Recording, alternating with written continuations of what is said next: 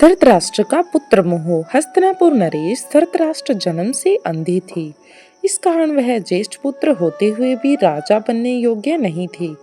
परंतु राजा पांडु एक गंभीर बीमारी का शिकार हो जाने की वजह से वन प्रस्थान कर गए थे और एक राज्य का सिंहासन रिक्त नहीं रह सकता था।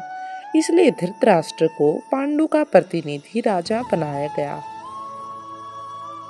एक बार राज सुख का स्वाद चख लेने वाले धृतराष्ट्र चाहते थे कि उनके बाद हस्तिनापुर का राजा उनका पुत्र दुर्योधन बने। इसी लालसा में उन्होंने न्याय और अन्याय में तर्क करना छोड़ दिया और अपने पुत्र की हर एक जाति को वह अनदेखा करके पांडु पुत्रों से पग पग पर अन्याय करते चले गए। दुर्योधन ने भी पांडुओं के लिए अपने हृदय से घृणा ही पाल रखी थी। भीम को जहर देकर नदी में डुबोना, लाक्षागृह में आग लगाकर पांडु पुत्रों और कुंती को जिंदा जला देने का षड्यंत्र, द्रौपदी चीरहरण, द्रुतकीड़ा में कपट करके पांडवों को वनवास भेजना और न जाने ऐसे कोई षड्यंत्र उसने पांडु को अनिष्ट करने की चेष्टा से किए थे,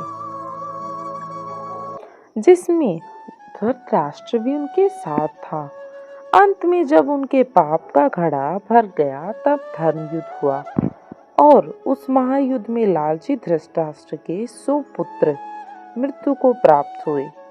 अपनी लालसा की वेदी पर अपने समस्त पुत्रों की बलि चढ़ा देने वाले धृतराष्ट्र ने युद्ध समाप्ति के बाद श्री भीमसेन को अपनी भुजाओं में जकड़कर मार डालने का प्रयास किया, लेकिन अंत में शर्मिंदा होकर हार स्वीकार कर धृतराष्ट्र पत्नी सहित वन चले जाते हैं।